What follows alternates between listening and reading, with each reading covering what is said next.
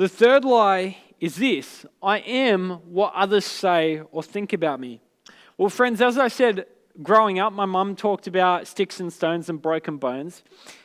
And these words did a lot more damage to me than anything physical ever would. And we see this in the life of poor Bartimaeus.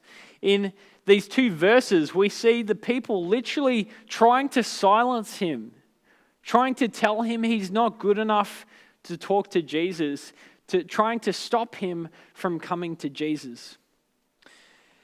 And see, friends, the problem with living and finding our identity in what others say or think about us is that, number one, it leads to people pleasing. Number two, we feel like a leaf in the wind and we're always blowing based on the opinions of others. And number three, we never quite see ourselves as good enough because not everybody is going to like us. That's a fact. No matter what we do, no matter how nice of a person we are, not everybody is going to like us. And so I wonder if you've ever felt like that, so concerned with how others see you. Maybe you've had someone talk about you behind your back, or maybe you've gotten some feedback or a comment that's really stuck with you over the years. And it can feel really exhausting and debilitating with all these voices bouncing around in your head, rent-free, right? And so I know for myself growing up, I always felt like the odd one out, as I said.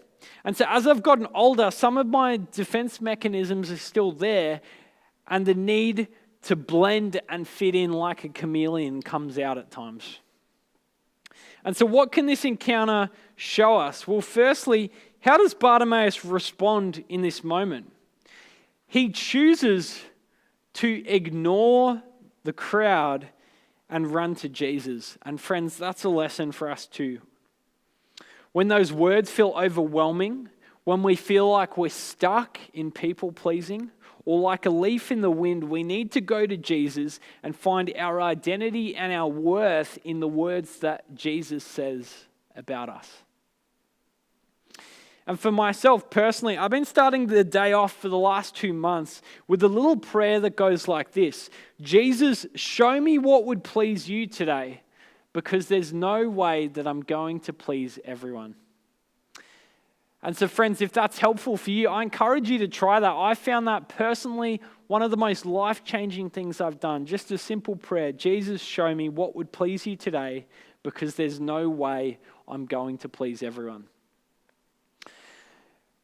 And so friends, when we confront this lie, we see that our identity is not defined by what others say or think about us, but rather this: the truth, I am who Jesus says I am. And so here's some practical steps that we can do to confront this lie and to live out the truth on a daily basis. The first one is to write the lie and replace it with God's truth. So maybe the lie is, I'm not a good person. Or maybe the lie is, I am broken. And maybe the truth you need to replace it with is, I am God's masterpiece. I am called according to his purpose. And so whatever that lie is for you, maybe you write it down on your phone, in a journal, whatever, and you replace it with God's truth that comes from the scriptures. The second thing you can do is that you can highlight your Bible with what God says. And this is something I did a number of years ago. I went through the entire Bible throughout the year, and as I was reading, I would highlight anything that seemed like a truth about who I am and my identity. And so I encourage you to do that. Or maybe you can do a YouVersion plan that's all about how God sees you.